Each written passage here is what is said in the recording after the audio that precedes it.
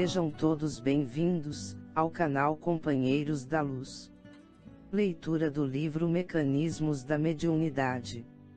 Coleção A Vida no Mundo Espiritual, obra do Espírito André Luiz, por Chico Xavier e Valdo Vieira.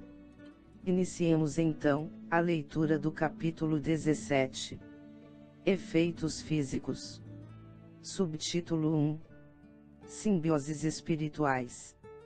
Compreendendo-se que toda criatura se movimenta no seio das emanações que lhe são peculiares, intuitivamente perceberemos os processos simbióticos, dentro dos quais se efetua a influenciação das inteligências desencarnadas que tomam alguém para instrumento de suas manifestações.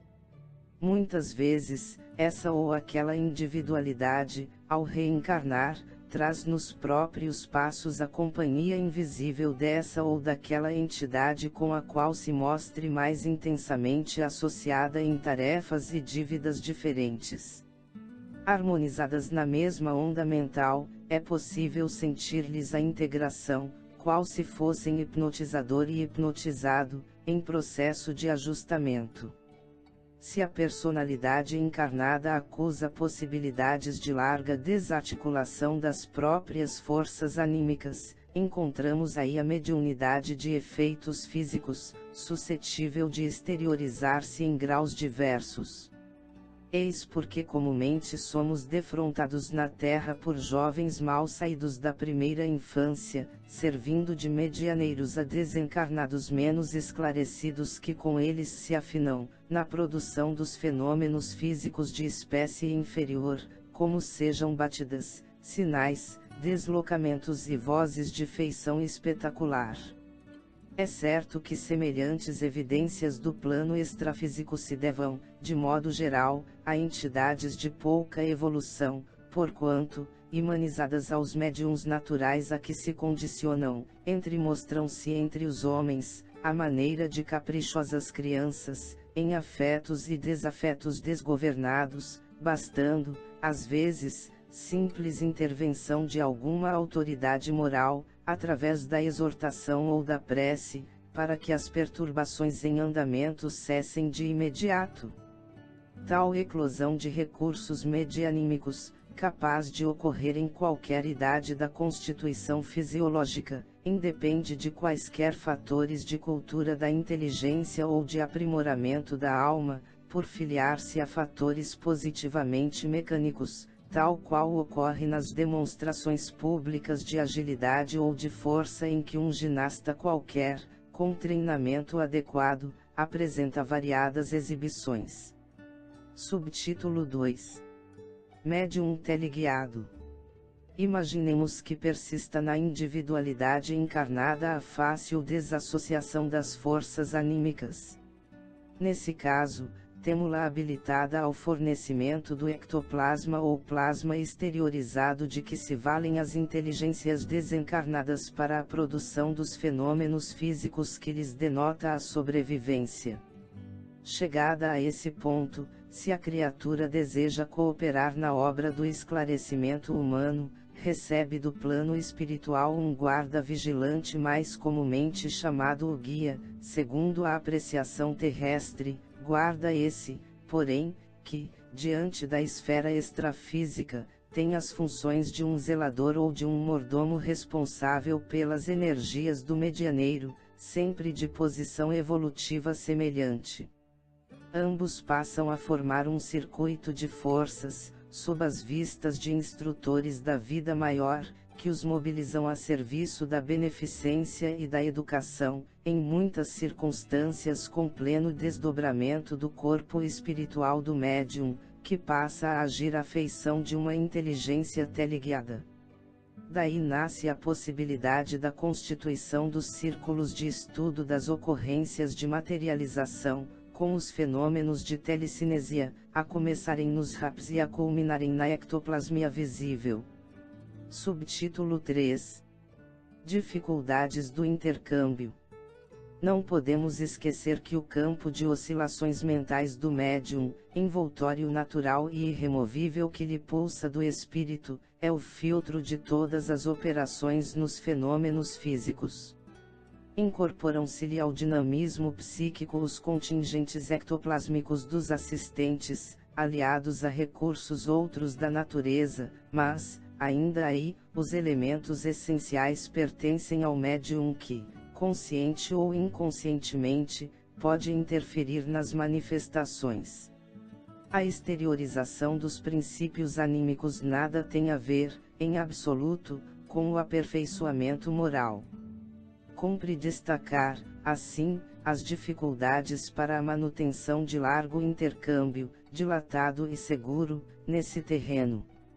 Basta leve modificação de propósito na personalidade medianímica, seja em matéria de interesse econômico ou de conduta afetiva, para que se lhe alterem os raios mentais.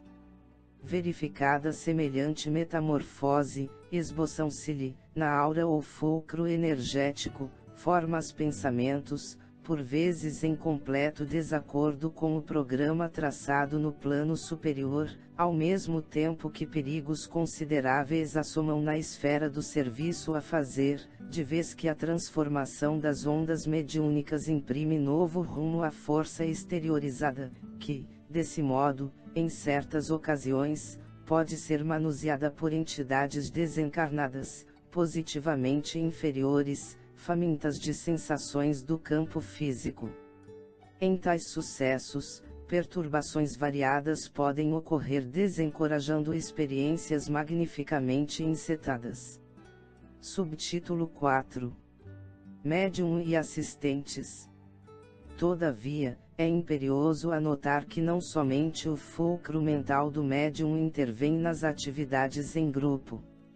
Cada assistente aí comparece com as oscilações que lhe são peculiares, tangenciando a esfera mediúnica em ação, e, se os pensamentos com que interfere nesse campo diferem dos objetivos traçados, com facilidade se erige, igualmente, em fator alternante, por insinuar-se, de modo indesejável, nos agentes de composição da obra esperada, impondo desequilíbrio ao conjunto, qual acontece ao instrumento desafinado numa orquestra comum.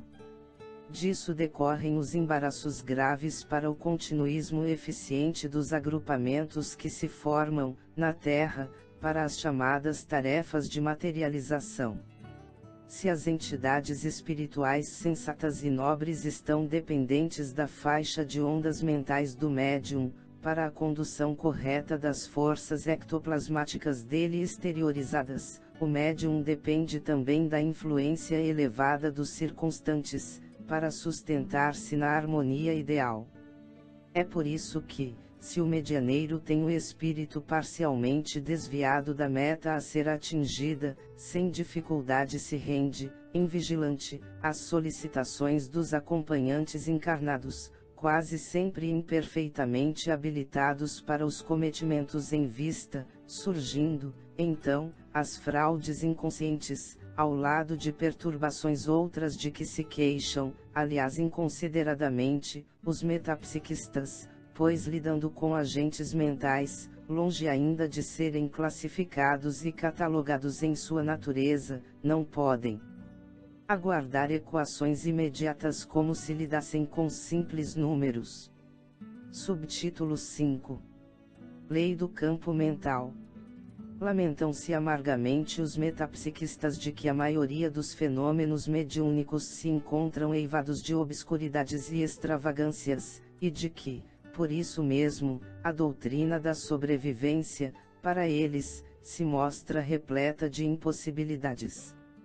Estabelecem exigências, e depois de atendidos, acusam a instrumentação medianímica de criar personalidades imaginárias, exageram a função dos chamados poderes inconscientes da vida mental, estranhando que a força psíquica, como recurso mediador entre encarnados e desencarnados, não procede na balança da observação humana à maneira, por exemplo, das combinações do cloro com o hidrogênio. Com referência ao assunto, é imperioso salientar que se desconhece ainda, no mundo, a lei do campo mental, que rege a moradia energética do espírito, segundo a qual a criatura consciente, seja onde for no universo, apenas assimilará as influências a que se afeiçoe. Cada mente é como se fora um mundo de per si, respirando nas ondas criativas que despede, ou na psicosfera em que gravita para esse ou aquele objetivo sentimental, conforme os próprios desejos, sem o que a lei de responsabilidade não subsistiria. Um médium, ainda mesmo nas mais altas situações de amnésia cerebral, do ponto de vista fisiológico, não está inconsciente de todo, na faixa da realidade espiritual, e agirá sempre, nunca à feição de um autômato perfeito, mas na posição de uma consciência limitada às possibilidades próprias e às disposições da própria vontade. Subtítulo 6.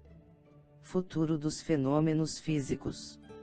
No entanto, devemos declarar que conhecemos, em vários países, alguns círculos de ação espiritual nos quais a sinergia das oscilações mentais entre médiuns, assistentes e entidades desencarnadas se ergue a níveis convenientes, facultando acontecimentos de profunda significação, nas províncias do espírito, não obstante, até certo ponto, servirem apenas como índice de poder mental ou de simples informações sem maior proveito para a humanidade, tal o mecanismo compreensivelmente fechado, em que se encerram.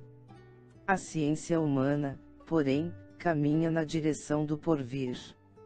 A nós, os espíritos desencarnados, interessa, no plano extrafísico, mais ampla sublimação, para que façamos ajustamento de determinados princípios mentais, com respeito à execução de tarefas específicas. E aos encarnados interessa a existência em plano moral mais alto para que definam, com exatidão e propriedade, a substância ectoplasmática, analisando-lhe os componentes e protegendo-lhe as manifestações, de modo a oferecerem às inteligências superiores mais seguros cabedais de trabalho, equacionando-se, com os homens e para os homens a prova inconteste da imortalidade. Chegamos ao final deste capítulo. Não percam o próximo de número 18. Efeitos intelectuais. Muito obrigado, boa reflexão, que Jesus abençoe a todos.